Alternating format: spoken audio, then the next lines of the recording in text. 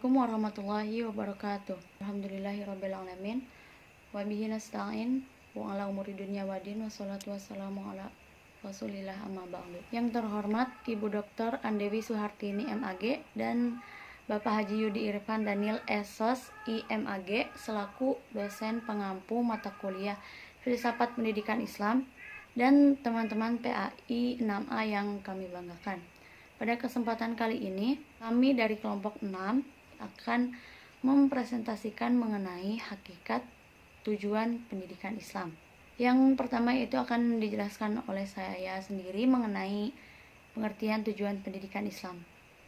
Nah, secara terminologis, tujuan itu adalah arah atau jurusan atau maksud gitu. Nah, atau tujuan itu adalah sasaran yang akan dicapai oleh seseorang atau sekelompok orang yang melakukan suatu kegiatan seperti itu.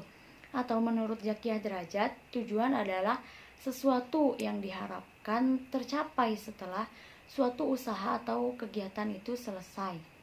Nah, di sini tujuan pendidikan ialah perubahan yang diharapkan pada subjek didik setelah mengalami proses pendidikan baik pada tingkah laku individu dan kehidupan pribadinya maupun kehidupan masyarakat dan alam sekitarnya di mana individu itu hidup seperti itu.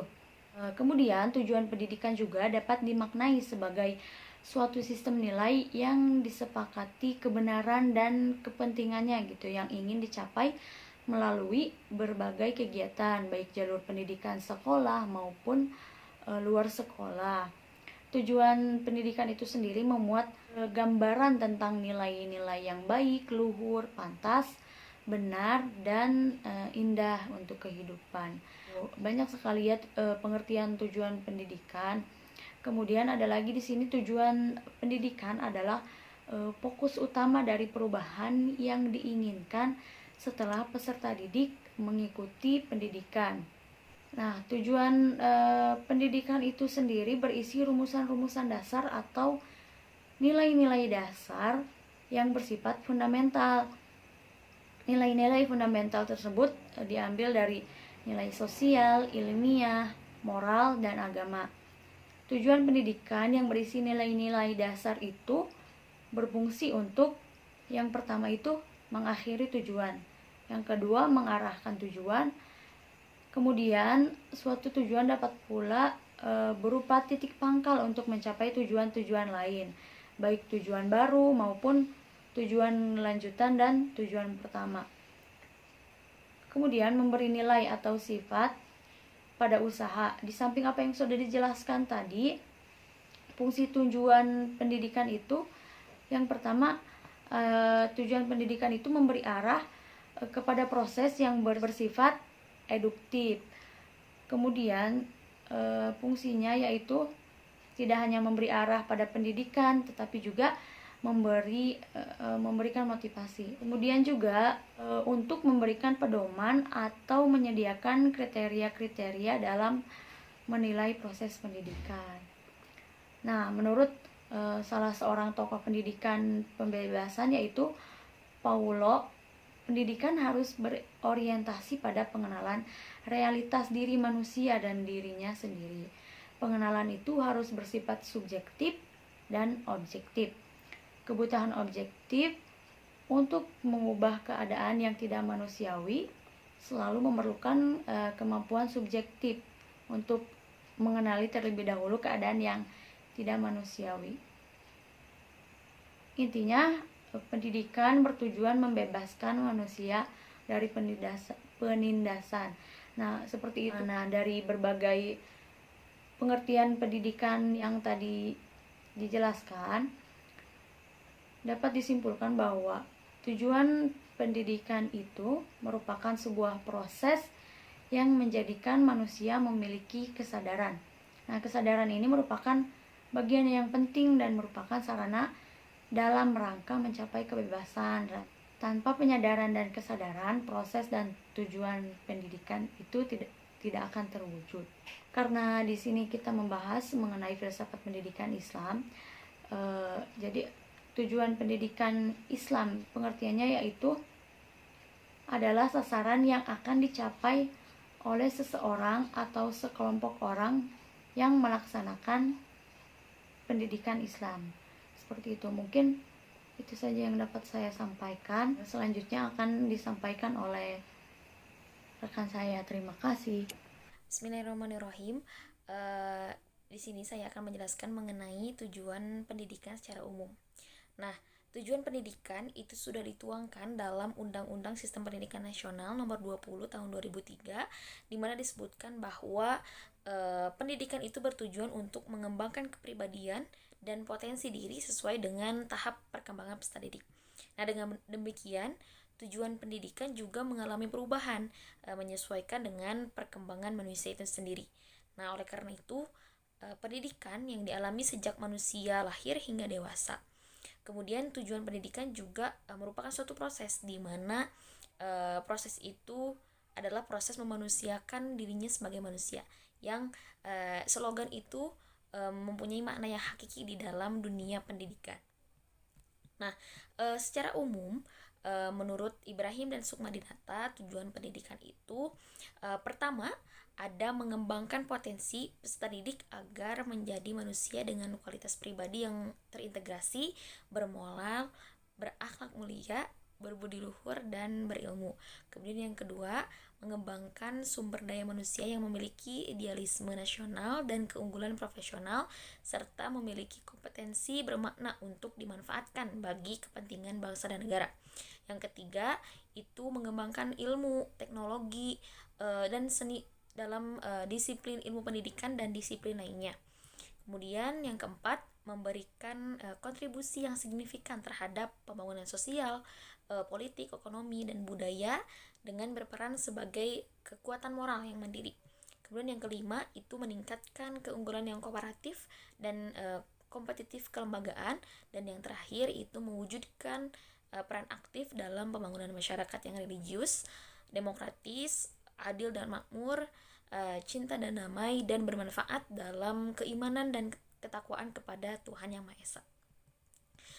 Nah, kemudian menurut Muzayyin Arifin mengatakan bahwa tujuan pendidikan itu dapat dibedakan menjadi yang pertama itu ada tujuan normatif, di mana tujuan ini tujuan yang harus dicapai itu berdasarkan kaidah-kaidah atau norma-norma yang mampu mengkristalisasikan nilai-nilai yang akan diinternalisasikan.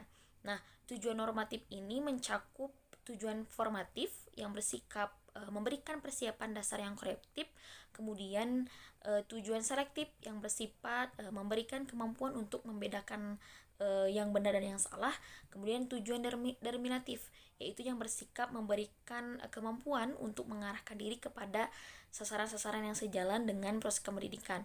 Kemudian ada tujuan integratif yang bersifat memberikan kemampuan yang memadukan fungsi psikis ke arah tujuan akhir proses pendidikan. Nah, kemudian ada juga tujuan aplikatif, yaitu yang bersifat memberikan kemampuan penerapan segala pengetahuan yang telah diperoleh ke dalam pengamalan. Nah, yang kedua itu ada tujuan fungsional. Nah, tujuan ini itu bersasaran pada kemampuan anak untuk memfungsikan daya kognitif, afektif, dan psikomotornya. Nah, tujuan fungsional ini meliputi tujuan individual yang mana itu bersasaran kepada pemberian kemampuan individual untuk mengamalkan nilai-nilai yang telah diinternalisasikan ke dalam diri pribadi. Kemudian ada tujuan sosial di mana sasarannya itu pada pemberian kemampuan untuk mengamalkan nilai-nilai ke dalam kehidupan sosial, interpersonal, dan interaksional. Kemudian ada tujuan moral, yaitu yang sasarannya pada pemberian kemampuan untuk berperilaku sesuai dengan tuntutan moral. Kemudian ada tujuan profesional yang sasarannya itu pada pemberian kemampuan untuk mengamalkan keahliannya sesuai dengan kompetensi yang dimiliki. Nah, kemudian ada tujuan operasional. Yang ketiga ada tujuan operasional di mana tujuan ini mempunyai sasaran teknis manajerial yang meliputi pertama ada tujuan umum, kemudian ada tujuan intermedier itu yang bersifat sementara untuk dijadikan sarana, kemudian ada tujuan parsial yang sasarannya itu pada suatu bagian dari keseluruhan aspek dari tujuan umum. Kemudian ada tujuan insidental, yaitu sasarannya pada hal-hal yang tidak direncanakan. Kemudian ada tujuan khusus, yaitu yang bersasaran pada faktor-faktor khusus tertentu yang menjadi salah satu aspek penting dari tujuan umum.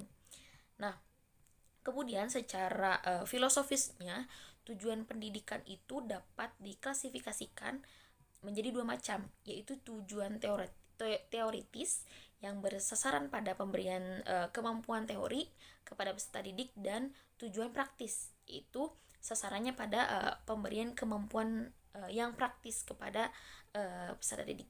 Mungkin itu saja yang dapat saya sampaikan. Baik, bismillahirrahmanirrahim. Assalamualaikum warahmatullahi wabarakatuh. Di sini saya Agi akan melanjutkan presentasi mengenai tujuan pendidikan Islam. Nah, tujuan pendidikan ini merupakan lebih ke menjadikan siswa itu, kalau dalam bahasanya itu lebih berakhlak mulia, untuk lebih serius dalam belajarnya, kemudian ya sikap akhlaknya pun menjadi baik gitu. Jadi ketika misalkan apabila siswa ini mempunyai suatu pemberian yang tidak senonoh dengan pembelajarannya, maka itu harus dipahami lagi bahwa dengan adanya guru maka akan lebih maksimal lagi begitu ya. Kemudian yang berikutnya itu lebih menjadikan lebih menjadi motivasi belajar gitu, karena pendidikan ini sangatlah penting dalam segala aspek pun, bahwa menjadi motivasi gitu, bahwa memegang peranan itu akan menjadi sangatlah penting gitu dalam pendidikan ini. Maka misalkan ada mahasiswa yang tidak memiliki motivasi, tidak memiliki tujuan, tidak memiliki prinsip, nah itu maka pembelajarannya pun tidak akan mendapatkan kualitas yang bagus gitu. Maka dari itu selain menjadi mahasiswa sendiri, maka kalau kita sebagai mahasiswa itu harus menjaga motivasinya begitu, menjadi tujuan pendidikan itu apa yang akan kita capai. Nah, maka dari itu sesuatu yang akan menjadikan kita cerdas, pintar itu adalah tujuan tersendiri gitu. Apakah itu akan menjadi pembelajaran itu tidak monoton, tidak akan garing gitu, tapi akan menimbulkan yang energik, yang prestasinya lebih melejit gitu, lebih tinggi. Nah, itu tuh akan menjadikan satu siswa itu ya agar lebih perhatian kepada dosen, kepada guru. Nah, maka dari itu pendidikan di sini itu akan menjadikan memiliki kesiapan bahwa mental dan intelektual pun itu harus kita miliki gitu, dengan banyaknya metode, dengan keleluasaan wawasan dan sebagainya gitu. Dengan kata lain, ya kita pun harus memiliki bentuk dan model pendidikan tersebut begitu ya. Ya, mungkin itu saja. Maka selanjutnya akan dilanjutkan oleh teman saya. Kembali ke moderator. Tujuan pendidikan Islam menurut para ahli. Menurut Muhammad At-Tihijah Al-Abrashi, menurut beliau jiwa pendidikan adalah budi pekerti. Pendidikan budi pekerti adalah jiwa dari pendidikan Islam. Dan Islam telah menyimpulkan bahwa akhlak dan budi pekerti adalah jiwa dari pendidikan Islam. Mencapai suatu akhlak yang sempurna adalah tujuan sebenarnya dari pendidikan. Para ahli pendidikan Islam telah sepakat bahwa maksud dari pendidikan dan pengajaran bukanlah hanya memenuhi otak anak didik dengan segala macam ilmu yang belum mereka ketahui, tetapi maksudnya ialah mendidik akhlak dan jiwa mereka, menanamkan rasa fadilah atau keutamaan, membiasakan mereka dengan kesopanan yang tinggi, mempersiapkan mereka untuk suatu kehidupan yang suci seluruhnya ikhlas dan jujur. Maka tujuan pokok dan utama dari pendidikan Islam adalah mendidik budi pekerti dan pendidikan jiwa. Semua mata pelajaran haruslah mengandung pelajaran akhlak keagamaan, karena akhlak keagamaan adalah akhlak yang tertinggi, sedangkan akhlak yang mulia itu adalah tiang dari pendidikan Islam. Lalu selanjutnya yaitu menurut Al-Ghazali. Menurut beliau tujuan dari pendidikan adalah mendekatkan diri kepada Allah, bukan pangkat dan bermegah-megah, dan hendaklah seseorang pelajar itu belajar bukan untuk menipu orang-orang bodoh atau bermegah-megahan. Jadi pendidikan itu tidak keluar dari pendidikan akhlak. Lalu selanjutnya yaitu menurut Haji Khalifah. Menurut beliau tujuan dari belajar bukanlah mencari rizki di dunia, tetapi maksudnya adalah untuk sampai kepada hakikat, memperkuat akhlak dengan arti mencapai ilmu yang sebenarnya dan akhlak yang sempurna. Beliau berkata, ilmu adalah suatu yang paling lezat dan paling mulia. Pendidikan Islam adalah pendidikan yang paling ideal, di mana ilmu diajarkan karena ia mengandung kelezatan-kelezatan rohaniah untuk sampai kepada hakikat ilmiah dan akhlak yang terpuji. Lalu selanjutnya yaitu menurut Abdullah Fattah Jalal. Menurut beliau tujuan pendidikan Islam adalah terwujudnya manusia sebagai hamba Allah. Ia mengatakan tujuan ini akan menghasilkan tujuan yang khusus.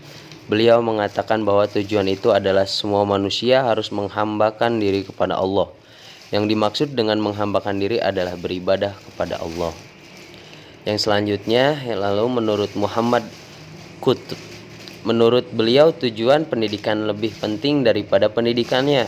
Sarana pendidikan pasti berubah dari masa ke masa, dari generasi ke generasi, bahkan dari suatu tempat ke tempat yang lain.